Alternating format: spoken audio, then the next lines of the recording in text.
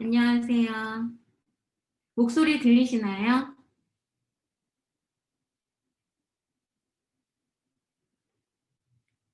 저는 로지크 과학학원 원장 김연경입니다. 이렇게 바쁘신데 와주셔서 정말 감사합니다. 그러면 고등부 설명회 시작하도록 할게요.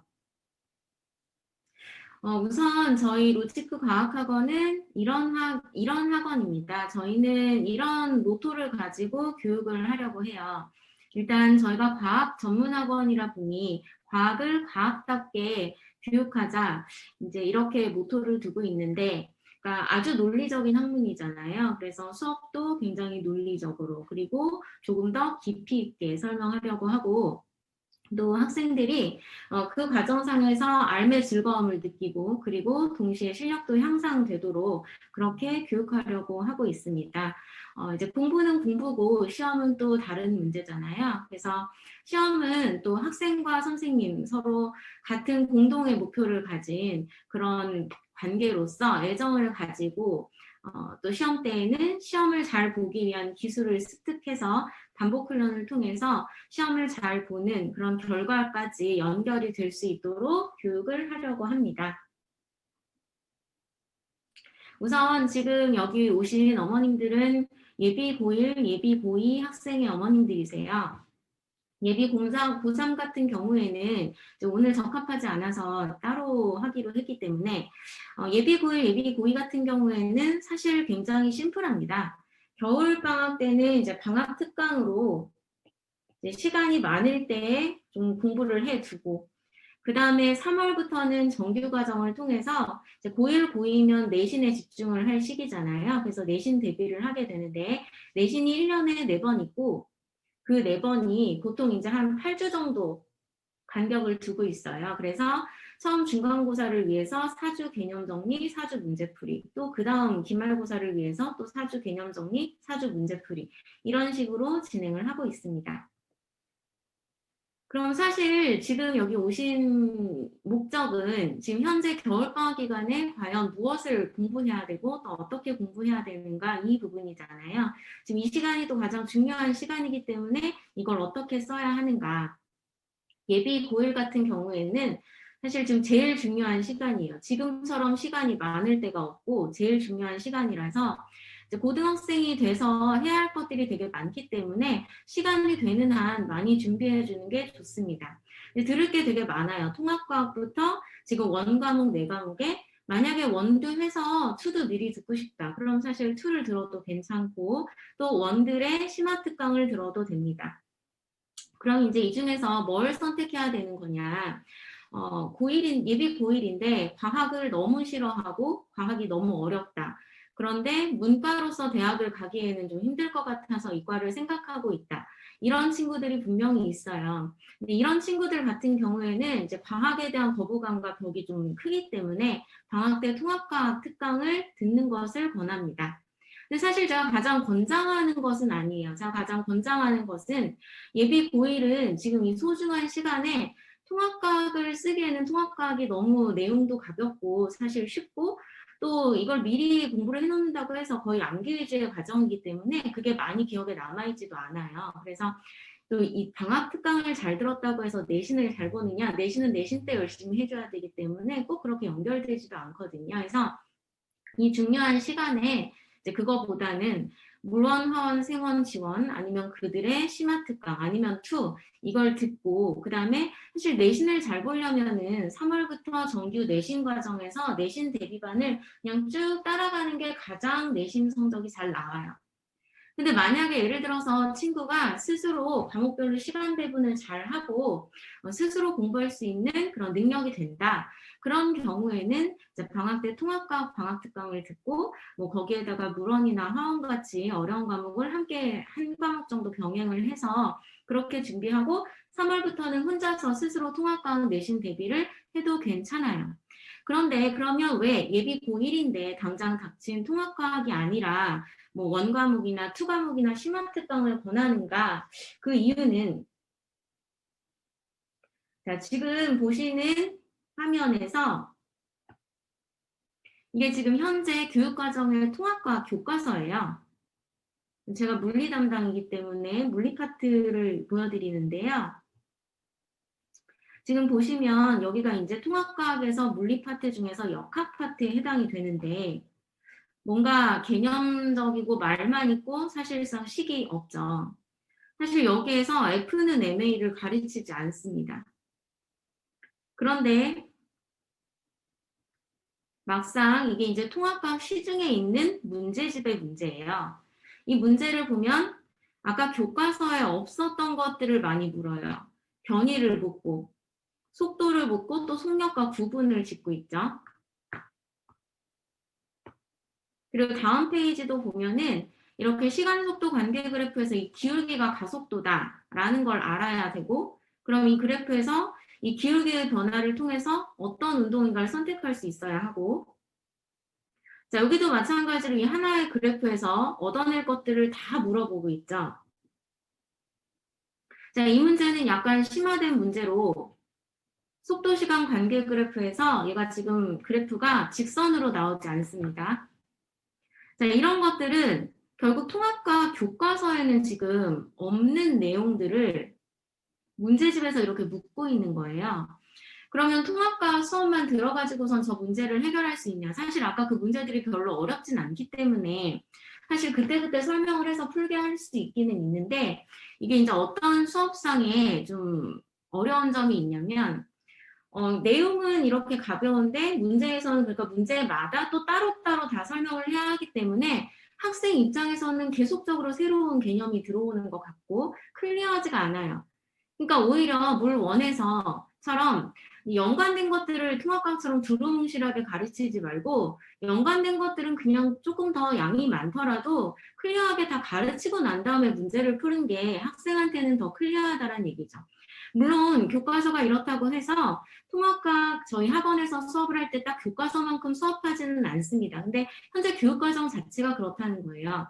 그래서 어머님들이 가끔 통합과학이 물원화원의 기초가 되니까 기초를 잘하고 물원화원으로 가시겠다 이렇게 말씀하시는데 사실 통합과학은 물원화원의 기초냐 뭐 딱히 그렇지도 않습니다. 그냥 이걸 잘한다고 해서 물원화원으로 연계성이 좋은 것도 아니고 이게 문이과가 함께 하도록 하는 것이기 때문에 조금 쉬운 건 맞아요. 그냥 쉬운 과정이지 기초가 되는 과정이다라고는 볼 수 없어요.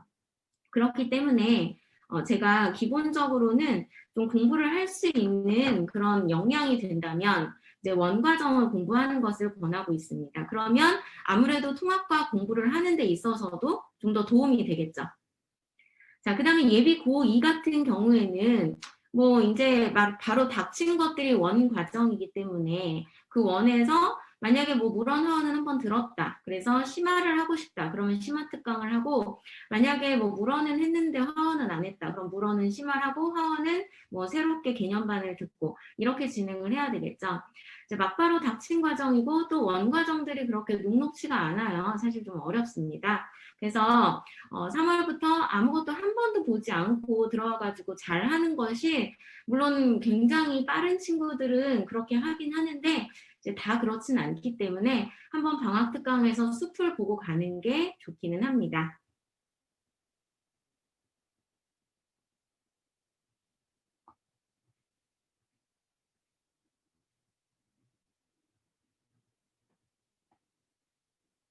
자, 그러면은 내신 대비를 어떻게 공부를 해야 하는가? 일단 첫 번째로 가능성을 열어두고 매회 충실하라라고 말씀을 드렸는데 이거는 이런 거예요. 그러니까 내신은 내신, 수능은 수능 이렇게 따로 생각하지 말라는 거죠. 어차피 지금 인근 여기 주변의 학교들 사실 거의 전국적으로 그럴 거예요. 내신 시험지 안에 있는 문제들이 거의 수능 유형과 흡사하게 나옵니다. 수능에 나왔었던 문제를 살짝 변형해서 내거나 아무래도 이제 수능은 고3 때 보는 거고 고2의 내신이니까 그 안에서 조금 쉬운 문제를 내거나 뭐 그 정도죠. 그래서 사실 내신을 매회 충실하게 공부한다는 것은 앞으로 있을 수능 공부를 하는 것이기도 하고 내신을 열심히 해두면 이제 지금 시기에 예비 고3이 되었을 때 좀 더 앞에 출발선에 있는 것과 다를 바가 없겠죠. 그다음 이제 두 번째로 한 번에 내신을 놓쳤다고 해도 포기하지 말라. 이게 가끔 이제 매년 항상 있는데요. 2학년인데 1학기 첫 번째 내신을 자기가 만족하지 못하게 시험을 받으면 내신을 완전 다 싹 다 놔버리고 저는 이제 정시 준비할게요 하는 친구들이 꼭 있어요. 근데 이게 굉장히 사실은 조금 안타까운 선택이에요. 왜 그러냐면 이제 앞으로 굉장히 남은 긴 기간 동안 그럼 학교에서 하는 그 모든 것들은 그냥 시간을 버리겠다는 건지, 그리고 또 지금 현재 고2가 뭐 중간고사를 보고 났으면 5월이 넘었겠죠. 이제 그때 돼서 그러면 고3들과 함께 수능반을 듣겠다는 건지, 그러면 이미 2학년을 1년 거치고 온 고3들하고는 완전 달라요. 그 받아들이는 게 동일하지 않습니다. 그리고 그렇다고 방금 말씀드렸던 것처럼 수능하고 내신이 또 별개의 시험도 아니고요. 또 사실 내신이 워낙 여러 회 매번 봐야 하기 때문에 학생들이 매회 피로도가 있는 건 사실이에요. 그렇기 때문에 모든 내신에서 모든 과목에서 내가 원하는 만큼의 점수를 항상 얻을 수는 없어요. 그래서 또 다음번에 기회가 있다는 거죠. 또 다른 친구들이 좀 못 볼 수도 있고, 그럼 다음번에는 또 내가 잘 볼 수도 있고. 그러니까 사실은 그런 선택을 한다는 것은 어떻게 보면은 그냥 이거는 포기를 한다는 거예요. 그런 경우라면은 이것뿐만이 아니라 그냥 매사 좀 쉽게 잘 포기하게 된다는 거죠. 그리고 또 내신과 수능을 비교해 보면은 어떤 게 학생한테 더 쉬우냐? 그래도 내신이 더 쉬워요. 왜 그러냐면 그래도 내신 문제들은 우리가 예측 가능한 범주 안에서 나와요. 하지만 수능이라는 것은 매회 수능을 보면 계속 난이도를 조절해야 되고, 또 친구들이 앞서 나왔던 기출문제를 다 공부한 상태이기 때문에 학생들이 매년 실력이 더 올라갈 수밖에 없기 때문에 항상 출제자들은 또 더 신유형을 내서 점수를 갈라야 되겠죠. 그렇기 때문에 그래도 수능과 내신을 비교해 본다면 모든 대상의 친구들에게 봤을 때 내신이 열심히만 하면은 더 좋은 결과를 얻기가 쉽습니다. 물론 완전 내신을 다 버려도 수능으로 성공을 하는 친구들도 있기는 있죠. 근데 그런 친구들 같은 경우에는 거의 성격이 이래요. 이공계 쪽으로 굉장히 뛰어난데 과목별 호불호가 굉장히 심하고 암기는 뭐 절대 못하겠다 이런 친구들. 이제 그런 친구들 같은 경우에는 약간 학습 역량이 조금 더 있는 상태이기 때문에 뭐 내신을 다 버려도 수능을 잘 봐서 잘 가기도 합니다. 하지만 모두가 그런 것은 아니기 때문에 내신을 그렇게 버려서는 너무 아까운 일이에요. 자, 그 다음 세 번째로 시스템 안에서 공부를 해라. 이게 친구들이 고등학교에 막상 가면은 되게 할 게 많고 바빠요. 그리고 수행평가도 너무 많고요. 이제 그러다 보니 학원을 안 다니는 과목은 그냥 버리게 되는 경우가 많아요. 해야지 하다가도 결국은 안 봐요. 그러면 이제 시험 전날이 오고, 그럼 당연히 시험 전날에도 잘 안 보게 되겠죠.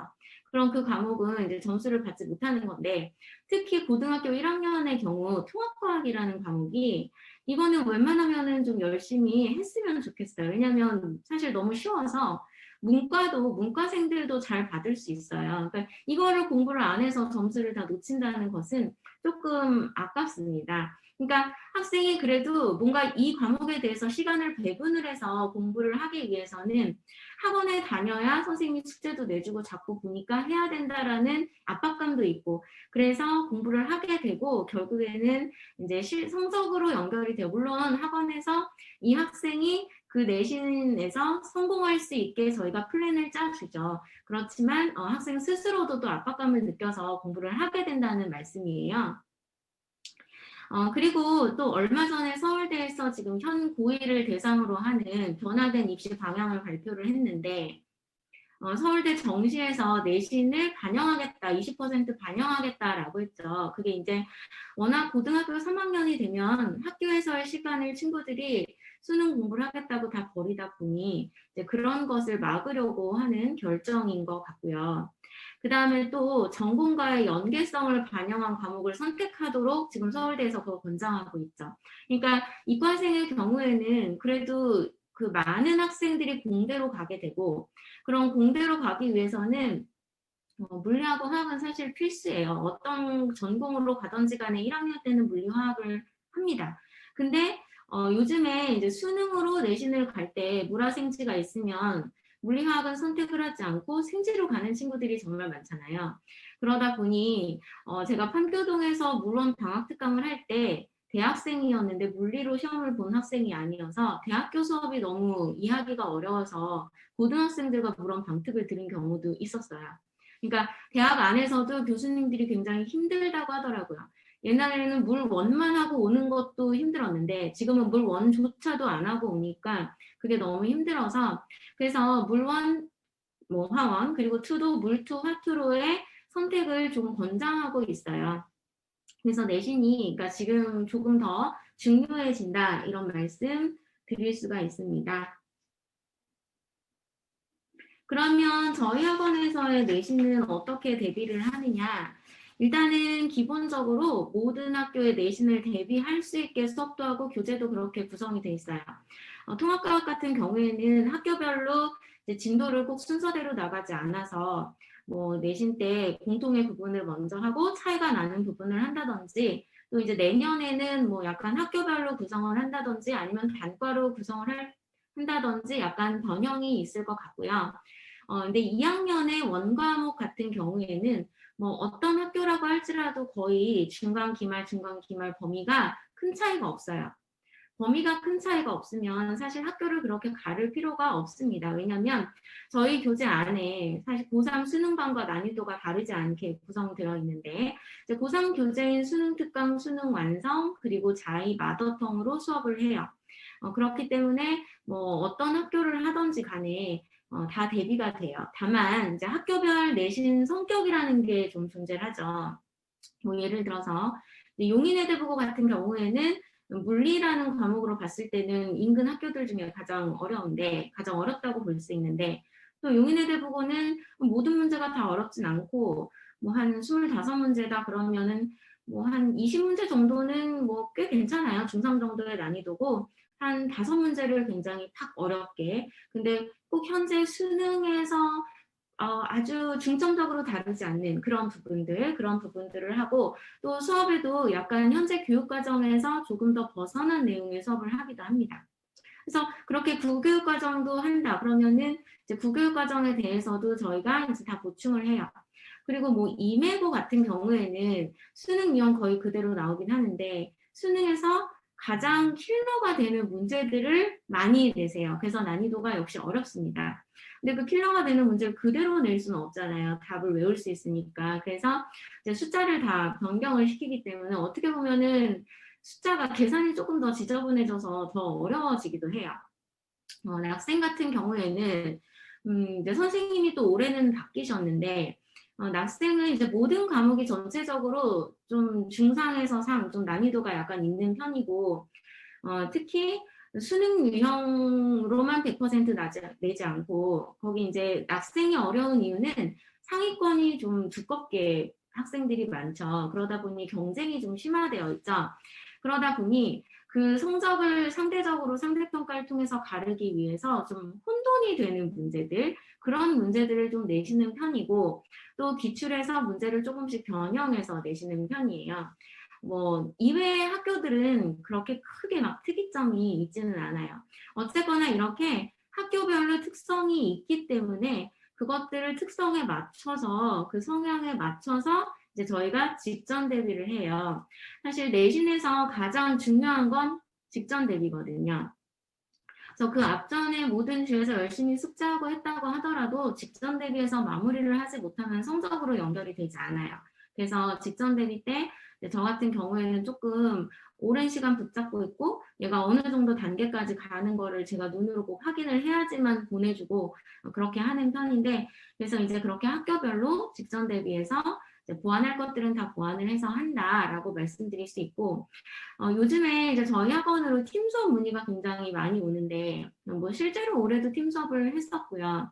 근데 모든 경우에 팀 수업을 다 권하지는 않아요. 팀 수업이 꼭 필요한 경우가 있습니다. 일단은 첫 번째로 용인외대부고처럼 집중 이수제라서 한 학기에 한 과목을 다 끝낸다. 이러면 다른 학교들하고 일정이 맞지 않으니까 어쩔 수 없이 팀 수업을 하게 되고요. 그다음 두 번째로 친구가 공부를 너무 많이 하고 갔어요. 뭐 영재고 준비를 했고 심지어 영재고도 거의 2차까지 3차까지 다 붙었는데 면접에서 떨어졌다. 이런 친구들은 많이 공부를 해놨기 때문에 그냥 오픈 클래스에서 내신반을 들으면 되게 기본 문제 풀이까지 다 들어야 하잖아요. 근데 사실 또 그런 친구들은 그것도 다 열심히 들어요. 선생님이 얘기하는 그 한마디 한마디 설명 하나하나를 놓치지 않기 때문에. 근데 이제 다만 뭐 가르치는 입장이나 듣는 입장에서 조금 더 그 학생들의 특징에 맞춰서 난도를 조절해서 수업을 하면 좀 더 좋겠죠. 그래서 그런 경우에는 팀 수업이 좋습니다. 그래서 팀 수업 같은 경우에 그런 이제 상위권 팀 수업은 뭐 올해 물리 같은 경우에는 사실 저희 오픈 클래스에서도 서너 건의 문제를 풀리기 때문에 상당히 많이 풀리지만 또 그런 팀 수업은 약간 스피드가 더 있어서 더 많이 하게 돼요. 더 많이 하게 되고 그래서 물리는 뭐 지난 교육과정 말고 지지난 교육과정 문제까지 풀렸었어요. 그래서 뭐 그런 장단점이 있다. 근데 꼭 그렇게 팀 수업이 막 엄청 많이 다르다. 이렇게 생각하실 필요는 없을 것 같아요. 그럼 이제 관리는 어떻게 되느냐. 이제 사실 고등학생이 되면 뭐 관리가 이제 학생하고 다이렉트로 관리를 하게 돼요. 어머님하고 그렇게 막 얘기하고 그러는 것보다는 학생과 직접적으로 오늘 이거 숙제 못 해왔으니 뭐 해와라.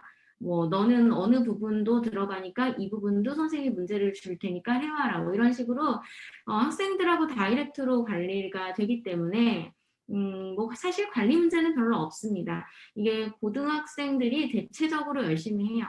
저희 학원 분위기가 상당히 좀 진지하고 공부를 하는 분위기이기 때문에 그냥 그렇게 심리적으로 그냥 압박감이 생기고 또 고등학생 정도 되면은 이제 닥쳐 있는 거라서 열심히 합니다. 다만 이제 어머님들한테는 일정 같은 거는 확인을 해요. 학생들이 시험을 언제 보는지, 어느 과목을 몇 번째 날 보는지 이걸 잘 모르거든요. 그래서 그 정도 일정 정도는 하고 특히 아까도 직전 대비가 되게 중요하다라고 말씀을 드렸잖아요. 전 직전 대비 굉장히 중요해서 직전 대비 때 만약에 친구가 뭐 과학만 보는 게 아니라 수학을 본다던가 영어를 본다던가 해서 뭐 일찍 가야 된다 그러면은 그냥 꼭 질문을 문자로라도 받고 카톡으로라도 받아서 질문에 언제든지 설명을 해주고 그렇게 합니다. 이제 그러다 보니 작년 설명회 때도 보여드렸었는데 왼쪽에 있는 카톡 화면은 지금 대학생이 된 친구가 대학교에 가서 일반 물리학 공부하면서 저한테 질문한 거예요. 그리고 오른쪽의 문자는 며칠 전 문자인데 예전에 저한테 배웠던 친구가 서울로 전학을 갔는데 그 친구 어머님이 그 친구가 올해 고3이어가지고 건대 논술을 보고 왔나 봐요. 그래서 논술 친구가 잘 썼는지 답이 궁금하셨나 봐요. 그래서 답을 좀 알려달라라고 문자 오셔가지고 제가 풀이해서 보내드렸던 거거든요. 그래서 워낙 고등학교 때 이제 학생들하고 좀 좋은 관계를 유지하고 질문을 많이 받아주고 하니까 이제 대학에 가서도 좀 친구들이 질문하면 또 제가 시간 되는 대로 잘 풀이를 해주는 편이에요. 그러면 이제 고등학생은 사실 아무리 2학년이라고 할지라도 뭐 1학년도 마찬가지고요. 수능을 꼭 염두를 해두고 공부를 해야 되는데 그럼 수능은 무엇을 선택할 것인가? 일단은 고등학교 2학년 내신을 활용해서 자신과 맞는 과목을 찾아봐야 되겠죠. 근데 그 과목별로도 사실 단원별로 좀 성격 차이가 있어요. 물리는 1, 2, 3단원이고 화학은 1, 2, 3, 4단원이 있는데 거기서 이제 단원별로 성격이 다 다르니까 이제 마지막 단원까지 좀 보는 게 좋습니다. 그리고 당연히 좋아하는 과목보다는 잘하는 과목을 선택해야 하고 일단은 들어가야 되니까요. 좋아하는 과목은 들어가서 공부하면 되죠. 근데 남들이 많이 하는 과목이라고 해서 무조건 좋은 선택은 아니에요. 특히 이제 이과를 선택한 친구들은 암기를 싫어하는 경우가 대다수인데 그러다 보면은 호불호가 되게 강한 친구들은 지구과학은 정말 암기하게 너무 많아가지고 못하겠다. 그래서 고3인데 막 7월, 9월 막 이때 과목 변경하겠다고 하는 경우들이 꼭 있어요. 그래서 또 너무 안 맞는 과목은 또 이 인원이 많다고 해서 무조건 또 좋은 것도 아니고 또 이게 인원이 많은 게 중요할 경우에는 한 2, 3등급 정도를 목표로 삼을 때는 인원이 많은 게 좋죠. 그러나 1등급이 목표라면은 사실 그게 또 별로 크게 의미가 없습니다. 올해 수능 같은 경우에 물리는 솔직히 난이도 조절에 실패를 했어요. 1등급이 50점이고 화학은 47점 그리고 생명 지구과학은 45점이에요. 근데 이제 올해가 개정하고 첫 번째 교육과정이고 물화생지 중에 물리가 가장 많이 변화했어요. 지난 교육과정에 비해서 물리가 너무 쉬워져가지고 난이도 조절을 잘 못한 것 같고, 두 번째로는 올해 코로나로 재수생, 삼수생이 엄청 많았는데 재수생, 삼수생들이 지난 물리 교육과정 하다가 이번 물리 교육과정 하면 정말 그렇게 쉴 수가 없습니다. 그래서 거의 다 50점을 받아요. 그래서 이제 점수가 이런 것 같긴 한데, 지난 교육과정 경우에는 이제 거의 47점 정도, 그래서 45점이 1컷이라고 보시면 돼요.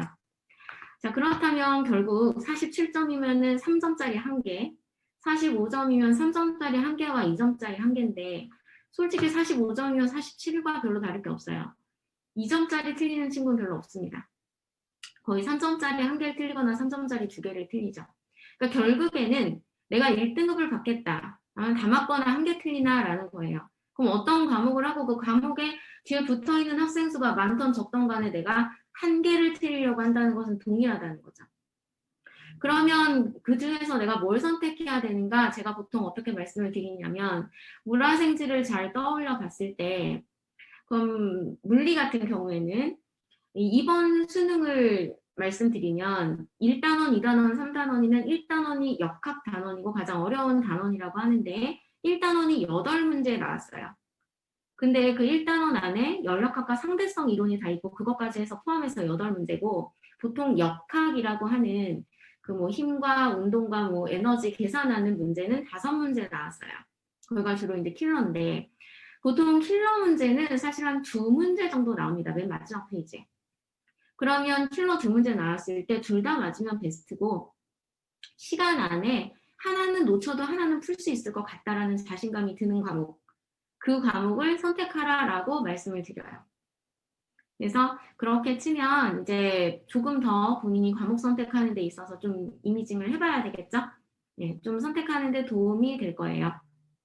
그러면 이제 과목별로 좀 말씀을 드리면, 이제 저 같은 경우에는 물리니까, 물리는 지금 제가 항상 학생들한테 얘기하는 게, 우리나라 정부 수립 이래로 올해 교육과정이 가장 쉬운 과정이다라고 얘기를 하는데, 많이 쉬워요. 많이 쉬워졌고 내용도 많이 빠졌습니다. 그래서 지금 볼 때 물리가 가장 괜찮은 과목인 것 같아요. 이과생들은 암기하는 걸 싫어하는 경향이 다분해서 적당한 재미도 있으면서, 그렇다고 또 다 계산 문제면 타임어택이 엄청 심한데 또 그렇지 않거든요. 그러다 보니 적당한 재미와 뭐 적당한 시간 압박, 약간의 시간 압박을 느낄 수 있는 괜찮은 과목이에요. 지금은 사실 물리가 약간 진입 장벽이 조금 높은 과목인데, 그 진입 장벽이 없으면은 물리가 굉장히 괜찮은 과목이고, 또 저희 학원 같은 경우에는 지금 올해 예비고3은 거의 100%다 물리는 선택하고 있는 것 같아요. 그 정도로 고2 내신을 잘 거쳐보면 물리가 할 만한 과목이다라고 생각을 할 거예요. 지구과학이 이제 선택자 수가 가장 많은데, 사실 지학이 양도 적고 할 만한 거 맞아요. 물론 암기할 게 되게 많아서 이제 선생님들이 볼 때는 굵직굵직하게 보니까 양이 적은데, 학생들이 봤을 때는 너무 세세하게 외울 게 많아서 양이 되게 많다고 얘기를 해요. 근데 확실히 양이 적은 게 맞는 게, 지구과학 같은 경우에는 고3 때 공부를 안 하고 계속 손 놓고 있다가 9월 추석 때부터 공부를 해도 성적이 나오기도 합니다. 그게 그만큼 양이 적고, 또 어느 정도 실력이 완성하는 데 있어서 시간이 짧게 걸린다는 거죠. 그래서 지학이 그런 장점이 있는데, 지학은 이제 저도 지학 수능을 이제 지난 교육과정에서는 한 2년 정도 했어요. 그래서 가르치면서 보니까 근데 누구에게나 또 쉬운 과목은 아닌 것이, 지학은 굉장히 표현이 애매해요. 분명 두 문제를 비교해보면 거의 비슷한 표현인데 답이 다를 때가 있어요. 그러니까 그 미세한 표현의 차이를 캐치할 수 있어야 되고, 그래서 제 생각엔 좀 국어 영역을 잘하는 친구가 유리하지 않나, 이런 생각이 들어요. 그리고 화학은 지금 현재 교육과정에서는 화학이 가장 어렵지 않을까 싶어요. 물리는 사실 어머님들이 학교 다닐 때에 비해서 내용이 지금 너무너무 많이 빠졌기 때문에 물리는 지금 많이 쉽고, 화학은 크게 변동이 없는 것 같거든요. 그래서 가장 화학이 어렵지 않나, 그렇게 생각이 들고, 물론 화학은 이순 선생님께서 말씀해 주실 테지만요. 생명과학 같은 경우에는 유전과 신경계가 또 어렵습니다. 심지어 유전이 막 한 8문제씩도 나와요, 생명은. 아까 역학은 한 5문제 정도 나온다고 말씀드렸잖아요. 물론 그 8문제가 다 킬러 문제고 다 난이도가 높은 것은 아니지만 그만큼 킬러 문제의 개수도 더 많아질 수 있어서 역시 시간 압박이 있습니다. 물리는 역학만 잘 넘어가면 되는데 그럼 왜 역학이 어려우냐? 역학은 이제 어떤 하나의 고지를 위해서 넘어야 될 퀘스트가 되게 많아요. 그런데 그 퀘스트를 설정해 주는 게 아니라 내가 찾아가야 되는 게 좀 어렵죠. 그래서 문제를 잘 해석하는 능력을 물리를 선택하며 꾸준히 키워야 합니다. 이 답을 위해서 직전에 필요한 건 뭐고 또 그 직전에 필요한 건 뭐고 그 직전에 필요한 건 뭔지 내가 찾아갈 수 있어야 되겠죠. 자, 그다음 예비 고3 같은 경우에는 이런 과정을 거치는데 예비 고3은 따로 제가 개인 상담을 할 거라서 이건 넘어갈게요. 근데 지금 예비 고1, 고2더라도 제가 꼭 공부를 하는 친구들을 위해서 말씀드리고 싶은 게 2가지가 있어요. 하나는 보통 친구들이 공부를 굉장히 경제적으로 하려고 해요. 그게 이제 비용적으로가 아니라요, 시간적으로요. 최소의 시간을 들여서 최대의 결과를 내고 싶어 합니다. 근데 다른 것에는 별로 안 그러는데 공부에는 그래요. 근데 사실 공부는 거꾸로 비경제적으로 가야지 맞아요. 좀 손해본다는 느낌으로 내가 많이 해야 그나마 가고 싶은데 밑에라도 간다 그래요. 예전에 이제 저나 어머님들이 학교, 대학 들어갈 때보다 지금 어떻게 보면 더 어려워요. 워낙 선택 과목 수가 적어서 각 과목별로 고인물이 너무 많고 그 한 과목만 아이들이 공부를 하다 보니까 너무 공부를 잘하는 거죠, 그 과목을. 그러다 보니 컷이 50점도 나오는 거고 평소보다 한 개만 더 틀려도 등급이 떨어지기 때문에 완전히 학교가 달라지죠. 그래서 공부를 최대한 좀 내가 손해본다라는 느낌으로 그렇게 공부를 하려고 하는 마음가짐이 좀 필요한 것 같고요. 그 다음 2번째로는 이제 수능을 하다 보면은 친구들이 국어, 뭐 영어, 뭐 과학 이걸 골고루 시간 배분을 하잖아요. 근데 여기서 말씀드린 골고루는 그걸 1대1 대 1대1로 배분을 하라는 말씀이 아니고 뭐 수학이 뭐 50%, 그럼 뭐 국어가 30%, 과학이 20% 이게 그래도 정해진 비율은 좀 지켜줘야 된다는 거죠. 근데 그렇게 공부를 하지 않아요. 거의 대부분 한 2학기 되기 전까지, 3학년 2학기 되기 전까지 과탐 하나는 아예 안 하는 경우가 많아요. 근데 그러면 7월부터 막 여름방학부터 그 과탐 하나를 엄청 열심히 하면 그 과목은 당연히 오릅니다. 근데 그건 오르는데 나머지가 다 떨어져요. 그래서 제가 수능은 두더지 게임이라고 아이들한테 얘기를 하거든요. 하나 떨어지면 하나 오르기 때문에 사실 겨울부터 과목별로 시간을 적당하게 배분해서 전체적으로 다 끌어올릴 수 있게 그렇게 공부를 해야 한다라고 말씀드리고 싶어요. 저희 학원에서 이제 그러면 왜 공부를 해야 되는가라고 물어보신다면 사실 저는 저희 학원은 압도적으로 선생님들에 대한 자신감이 있는데요. 일단은 지금 이 페이지는 저고요. 저의 굉장히 과거의 모습이라서 현재는 좀 많이 다른데요. 저는 처음에 시작 자체를 미래영재학원에서 올림피아드로 시작을 해서 근데 저희 학원생들 프로필을 보면은 미래영재학원 출신이 많아요.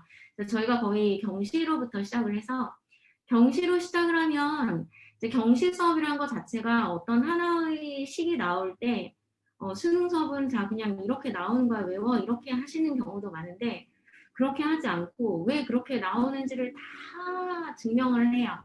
이제 그러다 보니 조금 더 수업을 깊이 있게 하고 또 제가 과학 논술 수업을 그 수지 비평준일 때도 오래 했고 여기 분당 에이펙스에서 분당으로 서현동에서 할 때도 제가 1년 정도 했었어요. 그래서 과학 논술도 하고 또 판교동에 개원하면서부터는 이제 일반고 내신과 수능을 많이 하다 보니 이제 이것저것 많이 하니까 모든 수업에 좀 도움이 되더라고요.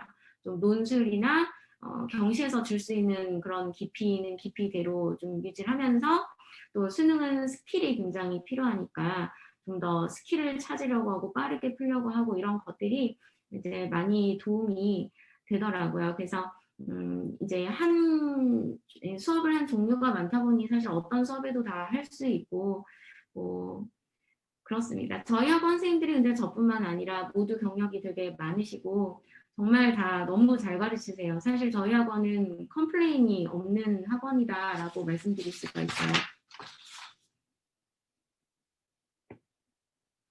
그리고 이제 이승훈 선생님은 조금 이따가 연사로 나오실 거라서 따로 말씀을 안 드리고, 이승훈 선생님은 뭐 워낙 실력이 뭐 출중하시기 때문에 뭐 분당권이나 대치동까지도 사실 이승훈 선생님보다 화학 실력을 더 갖고 계신 분은 사실 거의 없을 거예요.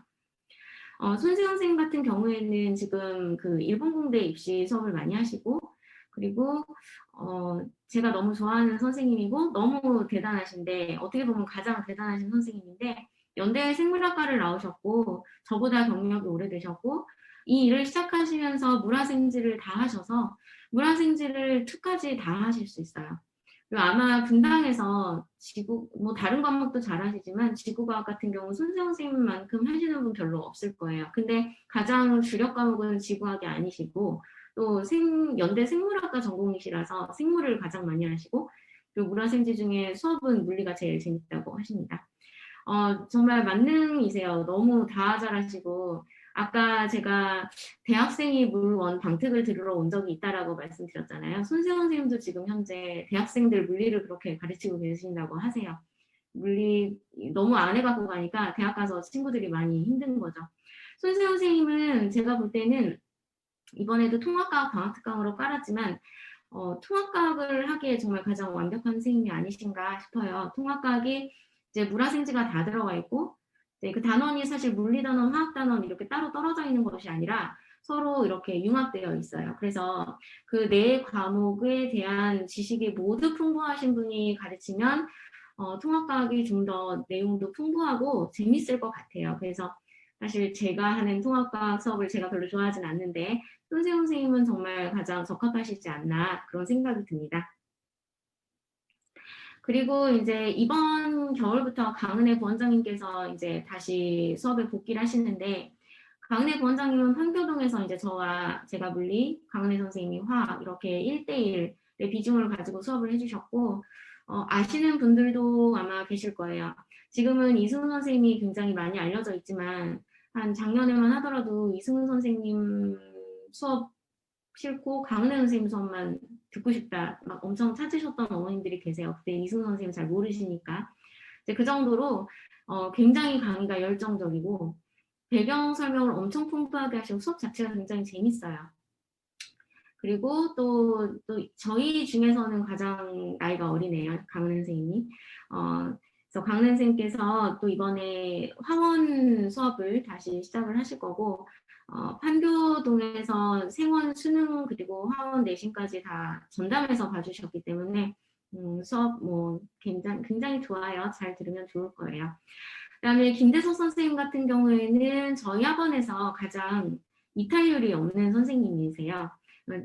김대석 선생님 수업을 들은 친구들은 다 너무 수업이 재밌다고 하시는데, 제가 엄청 꼼꼼하기로 좀 유명한데 저보다 더 꼼꼼하실 정도로 정말 강의가 꼼꼼하고, 저도 몇 번 유튜브를 통해서 봤거든요. 엄청 꼼꼼하고 또 너무너무 다정하세요. 학생 이렇게 끼고 수업하실 때 보면은 너무너무 다정다감하게 조곤조곤하게 잘 설명을 해주셔서 정말 학생들이 별로 이탈하지 않고 잘 따르는 선생님입니다. 올해도 저희 학원 그 통합과학 수업을 전담해 주셨었고, 이제 내년에도 그럴 계획입니다. 이건 이제 저희 학원 시간표인데요. 뭐 시간표라든지 선생님 프로필은 저희 학원 카페에 오시면 보실 수가 있으세요. 그리고 이제 지금 격상됐잖아요. 코로나 단계가. 그리고 오늘 보니까 뭐 3단계로 갈 수도 있다 이런 얘기가 나오는 것 같은데, 그래서 줌 수업이 제대로 운영이 되는가 이걸 굉장히 걱정하실 것 같아서 저희 학원은 줌 수업을 되게 다른 학원들보다 좀 일찍 시작을 했어요. 올해 초에. 그래서 줌 수업도 현강과 사실은 퀄리티가 전혀 차이가 없고, 어떤 친구들 같은 경우에는 오히려 현강보다 더 집중이 잘 된다. 화면하고 가깝고 개인 1대1 수업하는 느낌이다. 그런 얘기를 많이 하거든요. 그래서 어머님들 줌수업에 대한 우려가 좀 있으실 것 같아서 저희가 최근에 수업한 영상을 짧게 샘플로 땄습니다. 그럼 이걸 보시면서 저는 이만 마무리하고 이제 이승우 선생님께서 화학에 대해서 말씀을 하실 거예요. 되게 긴 시간 제가 좀 재미없게 말씀드린 것 같은데 지금까지 들어주셔서 감사합니다. 속력이 증가하니까 화장도 증가하겠네요. 그렇지. 3번. 네, 기억 니은이야. 자, 그치만 얘는 이렇게 경계면과 수직으로 들어갔기 때문에 불절은 하지 않지? 네. 그냥 파장만 아마 공기가 그래도 뭐 제일 빠른 매직이겠지? 물체가 뭐 진공이 아닌 이상은. 그래서 위에서는 파장이 이렇게 길다가 물체로 들어오면서 불절림이 제일 크잖아. 그러니까는 파장이 탁 짧아졌다가 조금씩 아래로 가면서 파장이 조금씩 증가하는 형태가 되겠지. 오케이. 오케이. 그 바로 밑에 막 공기 있잖아요. 근데 이거 그림만 보고 어떤 게 낮인지 밤인지 알아낼 수 있어요? 알아낼 수 있지. 어떻게 해요? 자, 봐봐. 이게 지금 이 선이 뭔 것 같아? 파면이잖아. 네, 파면. 그럼 파면과 파면 사이의 거리가 뭐야? 그럼 쌤 가는 위쪽은 그 파면과 파면 사이, 그러니까 파장이 좀 긴데. 그렇지. 밑에는 짧으니까 밑에서 속도 있고 위에서 속도가 빠르니까 위에가 뜨거운 공기고 밑에가 차가운 공기인 거예요? 그렇지. 그냥 써있지 않아? 그러니까 써있긴 한데 만약에 안 써있었어도 문제 나올 수 있어. 쌤, 그러면 나는 반대로 저 밑에 쪽으로 갈수록 간격이 큰데 위에는 짧으니까는 위에가 찬 공기인 거예요? 그렇지. 오케이. 그렇게 따져도 되고 그 다음에 진행 방향을 내가 그려봐도 되거든? 너무 확대를 하면 자꾸 넘어가네. 진행 방향은 파면과 몇 도라 그랬어? 90도. 그럼 잘 봐. 여기 파면과 90도. 여기 파면과 90도. 그 다음 여기 파면과 90도. 그럼 이쪽으로 이렇게 꺾이네요. 이렇게 꺾이는 형태지. 그렇게 따져도 되지. 오케이.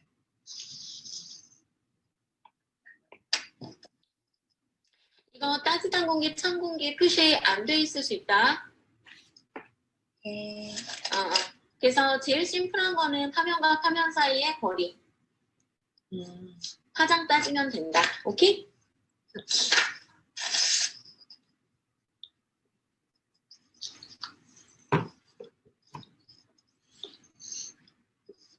자, 또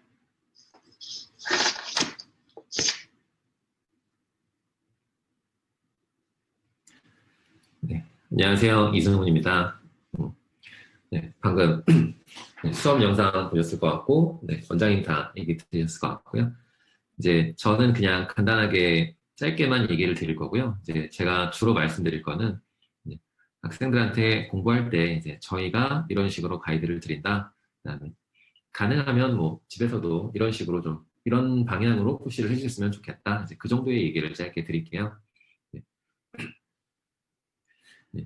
저는 이제 처음에는 미래영재학원에서 좀 수업을 시작했고요. 그다음에 뭐 하이만 학원이나 메가스터디 학원 이런 데 있었고요. 지금은 분당에서 여기에서 수업하고 그다음에 강남이나 양지 기숙학원 이런 데서 메가MD에서 일반화 수업을 하고 있습니다. 우선 이제 첫 번째 보여드릴 그림은 이제 평가원에 올라와 있는 그림이에요. 그래서 평가원에서 수능 문제를 낼 때 이런 것들을 학생들이 잘 할 수 있는지 평가하는 문제를 내겠다라고 안내가 되어 있는 내용이에요. 제가 이 그림을 왜 가지고 왔냐면 학생들이 좀 공부의 방향을 잘못 잡는 경우를 많이 봐요. 그래서 되게 열심히는 하는데 특히 이제 고등학교 2학년 정도 올라가고 그러면 대부분의 학생은 그냥 열심히 하거든요. 열심히 했는데 뭘 열심히 해야 되는지 잘 모르는 그런 경우도 많이 보거든요. 그래서 많은 학생들이 내용은 알겠는데 문제가 안 풀려요 라고 얘기를 해요. 그러면 내용은 열심히 연습을 했는데 이제 이 행동 영역을 충분히 고려하지 않으면 문제가 풀릴 수가 없는 상황이 와요. 그래서 예를 들어서 자료를 분석하고 해석하는 거를 내가 할 수 있는지, 탐구 설계를 내가 직접 할 수 있는지, 탐구 설계를 문제를 낼 수 있나요? 그러면 그런 걸 할 수 있어야 해석할 수 있는 자료를 문제에 주는 식으로 문제 내는 거죠. 그래서 여기서 이해나 적용이라고 하는 것들은 간단하게는 그냥 공식을 외워서 외운 공식을 대입하면 그냥 풀리는 문제, 그런 정도라고 한다면, 이제 내신에서 조금 어려운 문제들이나 수능 문제들 중에서 좀 중요한 문제들, 그러면 대부분 요 위에 부분, 자료 해석이 얼마나 잘 되고 있느냐, 요걸 평가하는 문제들이 많이 있거든요. 그래서 학생들이 공부할 때 이 내용 영역만 잘 한다고 해서 시험을 잘 보게 되는 것이 아니라 행동 영역, 그러니까 내가 머릿속으로 뭘 연습하고 어떤 생각을 하면서 문제를 읽어야 하는지, 그런 부분에 있어서도 훈련이 필요하다는 거죠. 그러면 이제 자료를 분석하는 능력을 시험으로 낸다는 게 어떤 얘기냐? 그러면 요 내용도 역시 제가 만든 자료가 아닙니다. 이것도 역시 평가원에 공개되어 있는 자료고요. 이제 몇 가지만 제가 읽어보면, 문제 인식하기, 타당한 가설 세우기. 가설을 세운다는 얘기는 혹시 이거 아니야? 이렇게 어떤 타당한 논리적인 스토리를 세운다는 얘기죠. 그 다음에 그 스토리가 내가 세운 가설이 맞냐? 그거를 확인해 보는 과정이 필요할 거고요.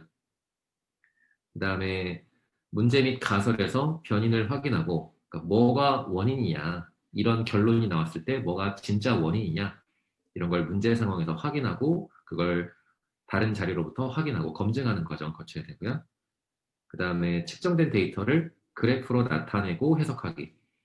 제가 가끔 수업 시간에 학생들한테 이거를 네가 숫자로 열심히 계산하지 말고 그래프를 그려봐. 그러면 학생들이 되게 이상하게 쳐다봐요. 그리라고요? 그러면서 되게 이상하게 쳐다보거든요. 근데 그려보면 막상 그림으로 그려보면 계산 분량이 굉장히 줄어들고 그냥 눈으로 볼 수 있는 문제들이 많이 있거든요. 그래서 그래프에서 경향성을 찾거나 내삽, 외삽하기, 그러면 그래프에는 1부터 5까지만 나와 있는데 외삽을 하라는 거는 5 뒤로 6, 7, 8, 9, 10을 예측하라는 거거든요. 네, 그래프를 그릴 수 있냐, 그냥 똑같은 얘기를 여러 번 써놓은 것들인 거죠. 그래서 생각하는 방법에 대한 훈련이 필요하다라고 이해해 주셔도 좋을 것 같아요. 이제 과학의 내용을 외우고 어떤 공식이나 용어를 배우는 것뿐만이 아니라 과학에서 요구하는 어떤 생각하는 순서와 그 생각하는 체계를 훈련하는 것이 필요하다라고 생각해 주시면 좋을 것 같아요. 간단하게는 이제 요 그래프는 뭐 어려운 그림은 아니지만 이제 학생들이 이런 공식을 배웁니다. 굉장히 이제 낮은 수준에서 배우는 공식이죠. 직선의 방정식이고, 공식을 외운 학생들은 그러면 여기에 점이 있고 여기에 점이 있으니까 여기에 점이 있으니까 점점 대입하면 A, B가 얼마 이렇게 해서 구할 수가 있게 돼요. 그러면 이제 요 X가 얼마게 학생들이 구할 수가 있죠. 그런데 이제 자료를 내삽, 외삽하라는 거는 그냥 이 기울기가 무슨 뜻인지 아냐 이거거든요. 오른쪽으로 30만큼 움직이면 위로 60으로 움직이네. 그러면 위로 30만큼 움직이려면 오른쪽으로 얼마 같게? 이런 정도의 비례관계를 해석하자는 거죠. 그래서 간단한 예지만 그냥 내용을 알고 공식에 대입했을 때의 풀이 과정과 행동 영역, 자료를 비교하고 변인을 분석하는 능력을 길렀을 때 풀이 방법이나 과정 자체가 완전히 달라지게 된다는 거죠. 그래서 저희가 수업을 할 때도 이런 부분을 계속해서 훈련을 하는데 좀 많이 신경을 쓰고 있어요. 그래서 이제 학생들이 처음에는 이제 제 수업을 들으면 조금 힘들어하는 경우가 종종 있습니다. 제가 뭘 안 시키냐면 이 문제는 이런 방법으로 푸는 거야 라는 형태로 수업을 거의 하지 않거든요. 그래서 그러면 이런 문제가 있으면 네가 뭘 알아야 이게 풀릴 것 같아? 그러면 그걸 알아내려면 필요한 근거가 뭐 있을까? 이렇게 시작을 하기 때문에 학생들이 심지어 어떤 얘기를 하냐면 선생님 이거 생각해야 되잖아요 라고 얘기를 합니다. 굉장히 충격적이죠. 이제 그동안은 생각을 안 했다는 뜻이거든요. 그래서 학생들이 조금 처음에는 적응하는데 좀 어려워해요. 그러니까 그동안 해보지 않았던 방법인 것 같아요. 제가 사실 이 비슷한 OT를 중학생들한테도 해보고 고등학생이나 대학생들한테도 똑같이 OT를 해주는데 네, 수능 끝날 메가스터디 재수학원에서 거기 수능 재수하는 학생들이 가장 이제 충격을 받고요. 아, 저렇게 하는 거였어? 그러면서 그다음에 대학생들 데리고도 똑같이 OT를 하면 또 충격을 받습니다. 내가 그동안 공부를 나름 많이 잘한 것 같은데 저렇게 하는 거였어? 그러면서 그런 얘기를 많이 듣거든요. 그래서 사고 방법을 훈련한다라고 했어야 이제 좀 장기간으로 공부를 갔을 때 자기 진짜 실력이 상승하는 거라고 저는 생각을 해요. 그래서 이제 가장 경계하셔야 되는 게 문제의 유형을 나눠가지고 이런 그림이 나오면 이 순서대로 따라해 라고 풀기 시작하면 사실 단기간에는 어느 정도 성적 상승 효과를 볼 수가 있습니다. 그런데 이제 학생들이 그런 공부를 반복하면 학생들 스스로도 알게 돼요. 아, 이게 내가 지금 열심히 해서 점수가 나오긴 하지만 정말 쓸데없겠구나. 학교 졸업하고 나면 정말 어디에도 쓸모가 없겠구나 라고 스스로 느끼거든요. 그래서 단기간에 성적을 잠깐 올릴 수는 있지만 그게 진짜 자기 실력이 아니기 때문에 공부 기간이 길어질수록 공부하는 게 점점 어렵고 내가 이 쓸모없는 걸 뭐하러 열심히 외워야 되나 그런 생각이 들 수밖에 없는 거죠.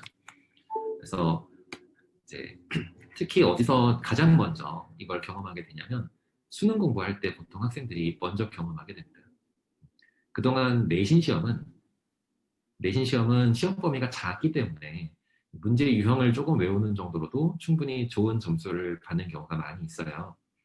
근데 내신 시험에서 그런 식으로 준비를 하다 보면 막상 수능 준비를 해야 될 때는 이게 수능은 내신이 아니라 시험 범위가 1년 전 범위잖아요. 그래서 시험 범위가 큰 시험을 준비할 때는 이 문제 유형을 외우거나 하는 방식으로는 단기간에 성공하기가 굉장히 어려운 거죠.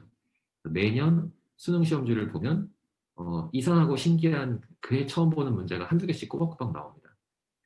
그러면 그걸 잘 푸는 학생들은 어떤 학생들이냐? 뭘 해야 될지 아는 애들인 거죠.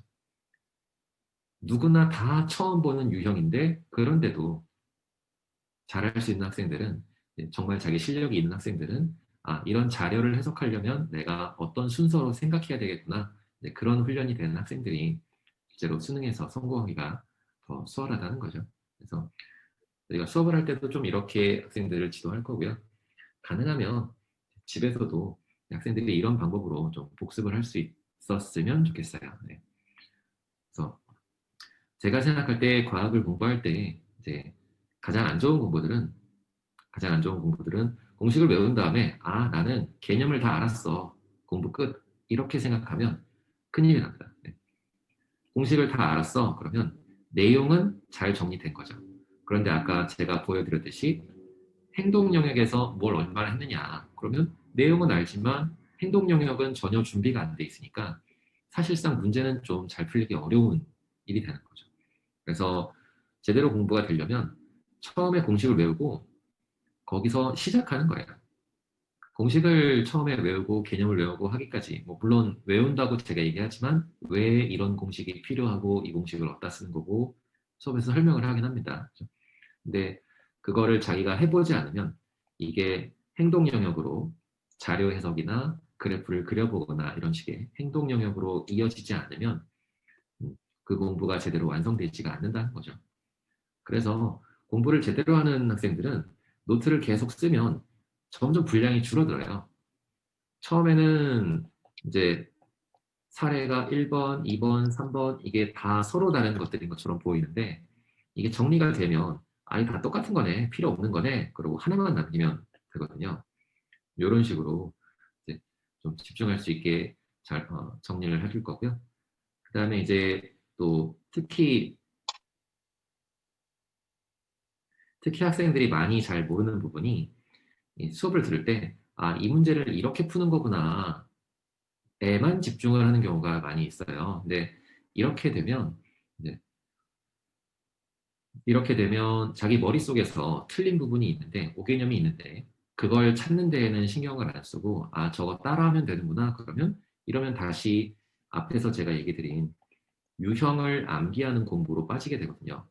그래서 맞는 풀이에 집중하는 게 아니라 내가 뭔가 틀렸을 때 내가 틀린 풀이가 있고 이거 어느 부분이 틀렸나를 찾아내고 그러면 내가 논리를 전개할 때 어떤 논리상의 오류가 있었는지 혹은 내가 개념을 잘못 알고 있는 게 있었는지 이런 걸 걸러내는 게 이제 수업을 할 때의 중요한 부분이 되는 거죠. 그래서 오개념을 항상 꼬박꼬박 고치는 시간이 필요하다라고 저희가 얘기를 합니다. 그래서 제가 학원에서 수업을 하지만 학생들하고 이제 특히 좀 학년이 높은 고등학생이나 혹은 그 이상의 대학생 이런 학생들하고 좀 상담을 할 때 자주 하게 되는 얘기가 수업 듣는 시간을 좀 줄이라는 거예요.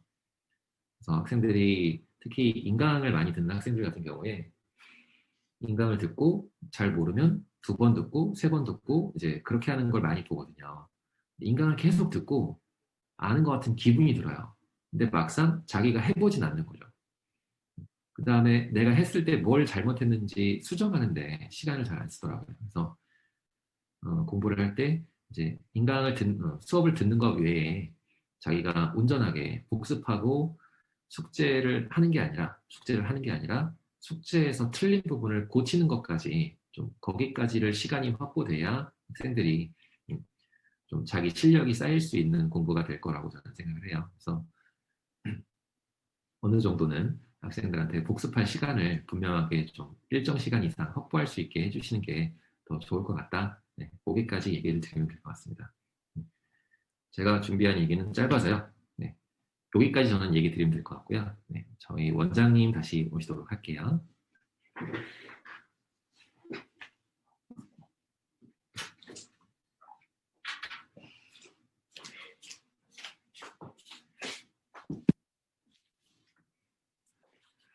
네, 오늘 사실 이렇게 언택트로 하니까 어머님들 직접 뵙고 하는 것에 비해서 제가 제대로 잘 설명을 드린 건지 너무 재미없게 말씀드린 것 같아가지고 좀 걱정도 되는데요. 그리고 또 말씀드릴 것들이 뭐가 많았는데 정리도 잘 못한 것 같고 그렇긴 하네요. 우선 저희 학원생들의 수업이 궁금하시면 저희 학원 유튜브가 있어요. 근데 그건 어떤 상업적인 목적으로는 아니고요. 결석을 했다거나 친구들이 한 번 더 듣고 싶다고 했을 때 저희가 강의를 올려놓기 때문에 좀 확인해 보실 수 있고 또 저희 학원 네이버 카페에 오시면 선생님들 프로필이라든지 이런 것들을 보실 수 있습니다. 그리고 지금 저희 시간표와 별도로의 뭐 추가 시간이 만들어질 수도 있어요. 작년에도 물 원심화반이 너무 인원이 많아서 한 반 더 개설하기도 했었거든요. 그래서 만약에 뭐 현재 시간표에 맞지 않은데 뭔가 과정이 듣고 싶다 그러면은 말씀을 해주시면 만약에 그렇게 학생들 시간이 모일 수 있으면 더 추가 개설도 할 수 있어요. 오늘 감사하고요. 너무 감사합니다. 그리고 뭐 추가적인 개인 상담이라던가 이런 부분들은 뭐 전화, 문자, 방문 상담 해주셔서 해주세요. 하여튼 오늘 이렇게 긴 시간 들어주셔서 감사합니다.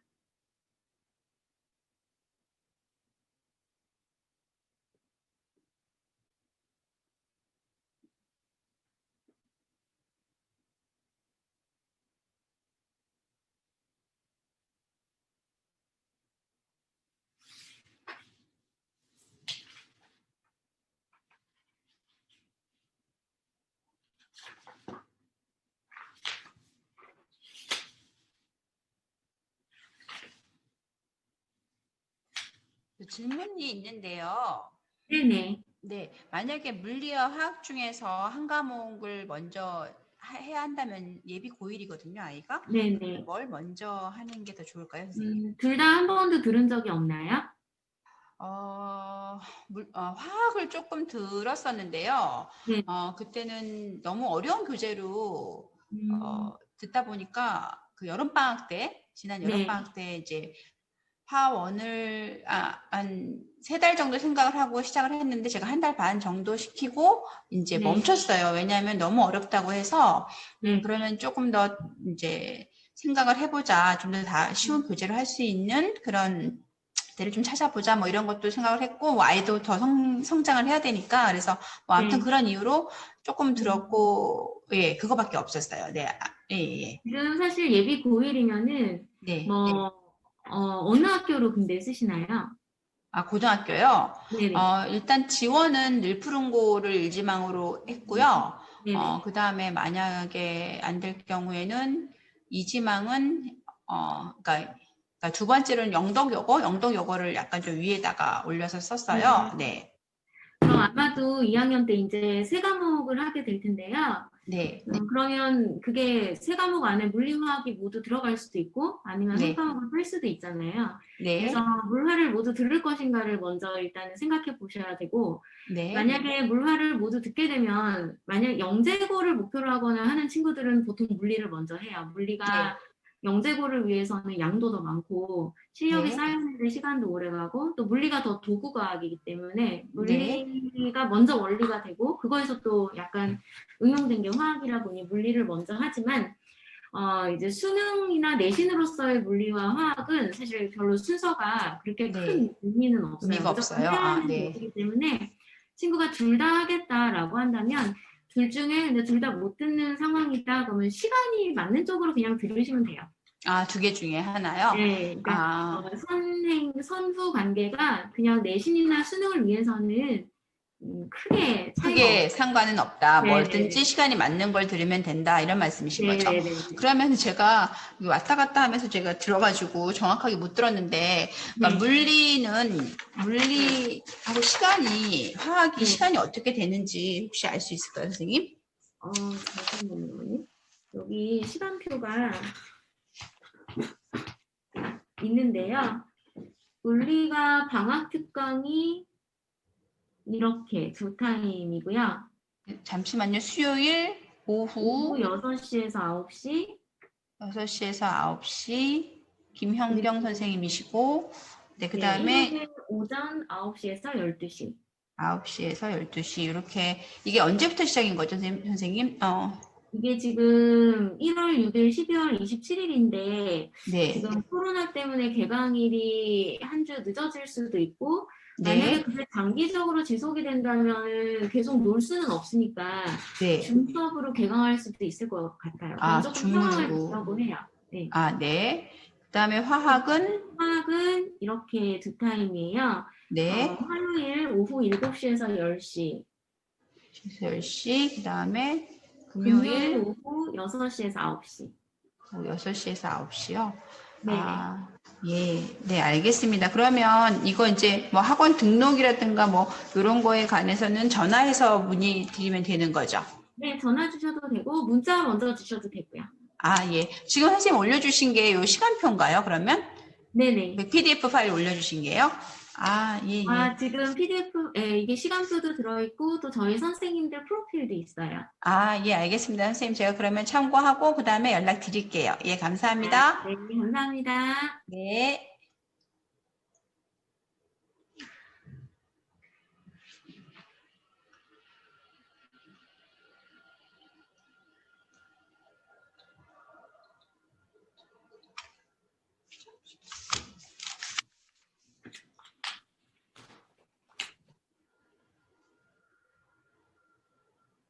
질문이 있으시거나 뭐 상담이 필요하시면 어머님 말씀해 주세요.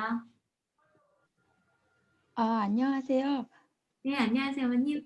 1월부터 지금은 줌으로 하는데 1월 저희 고등학교 아이들은 그럼 줌으로 하나요? 아니면 오프라인으로 수업이 진행이 되나요? 일단은 기본적으로는 저희 오프라인 개강을 하고 싶은데 네, 지금 뭐 상황이 어떻게 될지 모르겠어서요. 네, 음, 그래서 좀 상황을 봐야 알 수 있을 것 같아요. 이게 너무 장기화가 되게 되면은 네, 그렇다고 이 시기에 놀 수는 없거든요. 네, 네, 그러니까 그렇게 되면은 줌으로 먼저 시작을 할 수도 있고요. 네, 만약에 이게 2.5 단계에서 그냥 끝나면은 네. 그냥 현방으로 개강을 할 거고요. 알겠습니다. 네.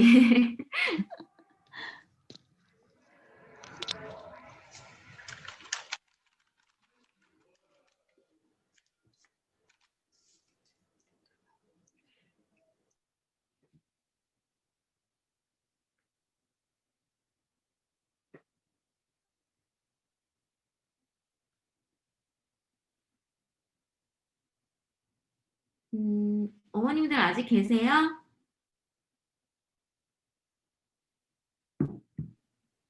네. 아, 네. 뭐 질문이 있으시거나 해주시면 해주세요. 근데 등록은 언제부터 하면 되나요? 등록은 사실 이제 저희가 지금까지는 안 받았고 오늘 설명을 했으니까 이제 받으려고 해요, 어머님. 아, 예, 알겠습니다. 네. 받는구나.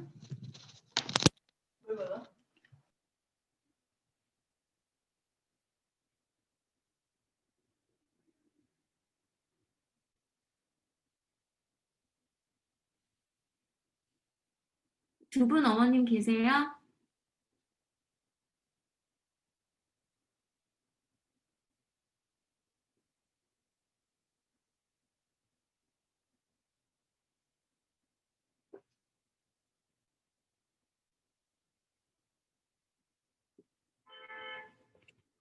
아, 아이고.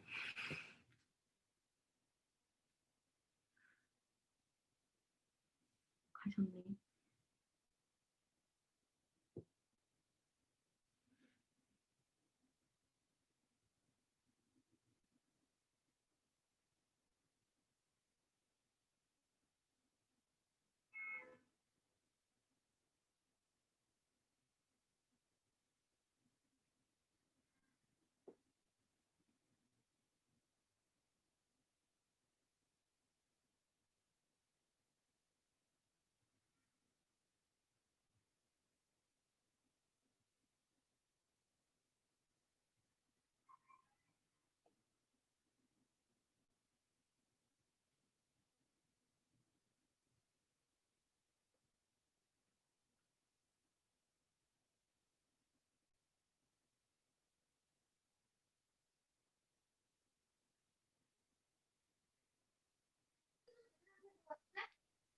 선생님 정원 있어요? 정원은 저희 가장 큰 강의실이 뭐 다 들어오면 한 14명, 15명 정도 돼요. 그래서 그게 최대 인원이고 개강을 위한 최소 인원은 있어요.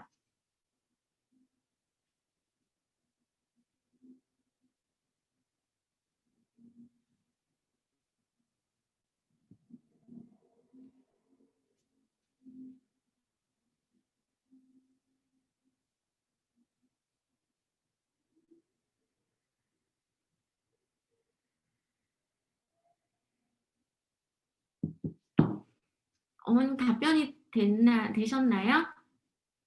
예, 아, 네.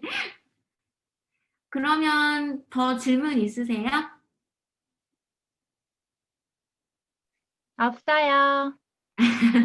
네, 그럼 길게 들어주셔서 중등부에도 아까 계셨는데 감사드리고 그러면 회의 이만 마치도록 할게요, 어머님. 감사합니다. 네, 감사합니다.